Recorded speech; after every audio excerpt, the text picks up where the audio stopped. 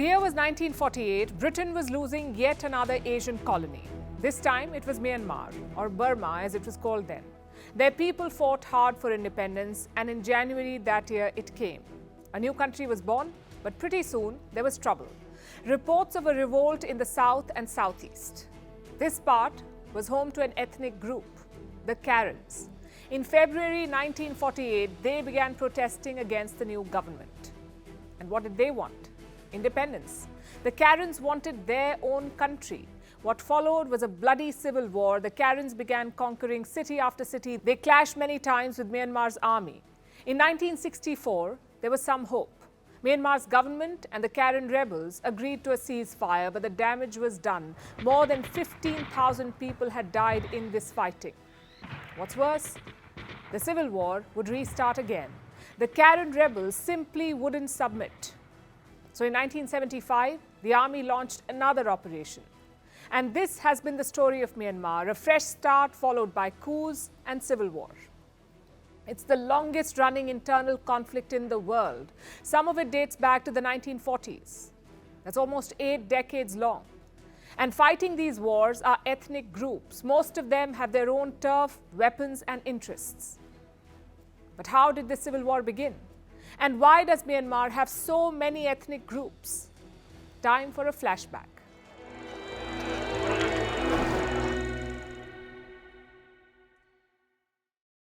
I know this is a history show, but we start with a geography lesson. This is Myanmar.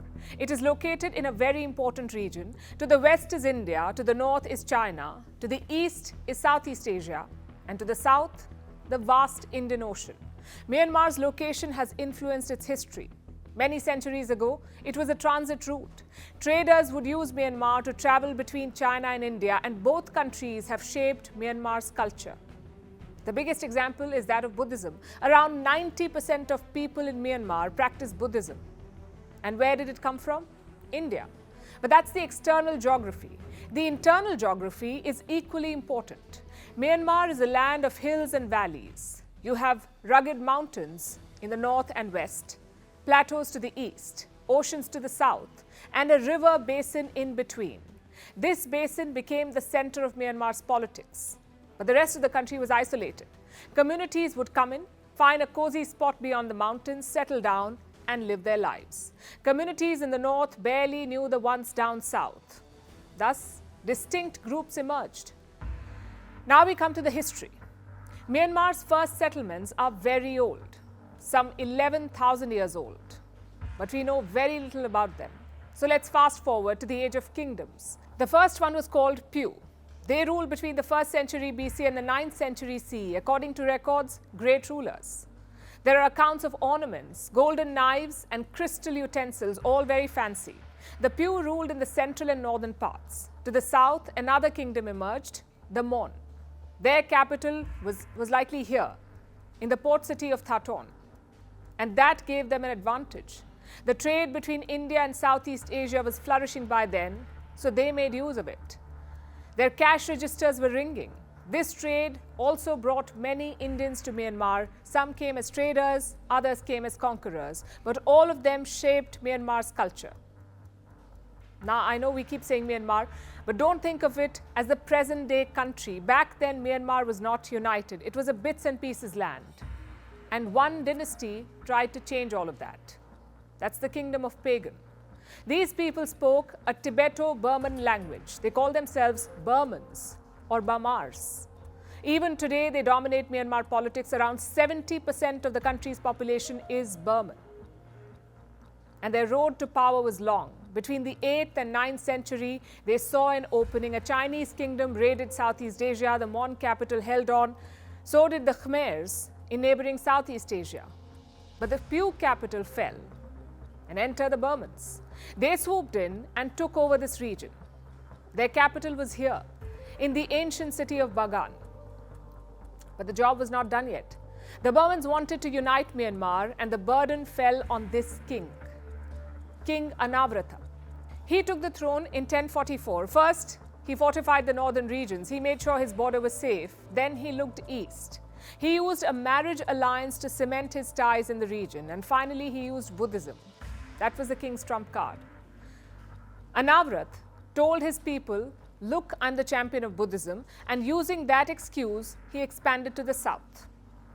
In 1057, he toppled the Mons. So modern Myanmar was slowly taking shape. Just one problem though, the rule was not centralized. On paper, the Pagan kingdom controlled the frontiers, but in practice, that control was weak. Most of the local communities managed their own affairs, so Myanmar was not a united kingdom. It was more of a tribal confederacy. And the only common thread was Buddhism. The pagan state was deeply religious. They built some 4,000 Buddhist temples. Great for architects, but not so great for rulers, because the kings soon became dependent on the religion, which eventually led to their downfall. By 1300, the pagan state was gone. 3 different dynasties would rule Myanmar later, and their borders kept changing. Even parts of India were frequently conquered. In 1560, Myanmar conquered the Hindu kingdom of Manipur. In 1759, it was conquered again, but Myanmar was not satisfied. One of the dynasties expanded further west. It conquered the princely state of Assam. Thus, Myanmar came face to face with a new enemy, the British. Now, the Brits were wily customers. They knew how valuable Myanmar was. A key trade route to China, a land of untapped resources, and also a buffer for their colonial capital in Calcutta. So the British decided, time to take over. In 1885, the Third Anglo-Burmese War broke out. Myanmar's last king was toppled and exiled to India. At first, the locals were not worried. They thought, okay, the Brits will appoint a new king. But they did not. They dismantled the monarchy. They made Burma a province of British India, and it was a big insult to the people. They did not consider themselves to be Indians. Yet the British clubbed them together, and that was not all. Colonial officers could not rule without data. They had to count and classify everything, even people. And this classification took ethnic forms. Back then, race theory was considered fashionable, so they applied it in Myanmar. Some ethnic groups became martial races, others became non-martial. Also, Britain never bothered to control the minorities living on the fringes. They could live and rule themselves. Instead, their focus was on the basin region, on what they called Burma proper. And the result was obvious. The people of Myanmar never developed a sense of unity or nationhood. They were reduced to ethnic divisions. And do not underestimate its impact. Myanmar's last colonial census was in the year 1931. It identified 135 different ethnic groups, and even today, governments quote that number. Look up any official document or website, it will say Myanmar has 135 ethnic groups. That is the British legacy. Of course, you can't blame everything on them. Myanmar's own leaders could have done better, which brings us to their independence. In 1948, Myanmar found a new enemy: Indians. A lot of Indians had migrated to Myanmar during the colonial times, and these people became outsiders. The locals called them Kala, a reference to dark skin. So the new government set about expelling them. And how did they do that? By creating a new citizenship law. This law defined citizenship based on race and ethnicity, so Indians did not make the cut. Before the Second World War, around 1 million Indians lived in Myanmar. By the 1950s, that number dropped to 700,000. Many Indians tried to apply for citizenship, but only a fifth of them got it. The rest were systematically expelled. Again, this had a long-term impact because it reinforced the importance of race and ethnicity. Compare that to India's experience. Indian leaders set about dismantling princely states. They placed a premium on national identity, something that Myanmar never did. You had the Kachin groups in the north, the Karens in the south and the southeast, the Shans in the east, the Chins and the Rohingyas in the west, and the Burmans in the central basin. The minorities resented Burman control. They'd been promised a great deal at independence, a lot of autonomy, freedom to practice their culture, and more political power, but the Burmans had other plans. They dominated Myanmar's army and politics, so they pushed their culture into minorities. Naturally, there was rebellion. Into this volatile recipe, you can add weapons. Myanmar was a key battleground in the Second World War. First, Japan poured weapons into the country, then the British. So ethnic groups became ethnic armies. Things got even worse after the first military coup. This was in 1962. Myanmar's army went about putting down rebellions. Some were crushed, some were resolved, but the country was never at peace. One group or the other would always rebel. And it's the same case today. A coalition of ethnic groups are fighting the army. By most accounts, they have an edge. But the biggest question is not, will they win? It's, what will happen afterwards?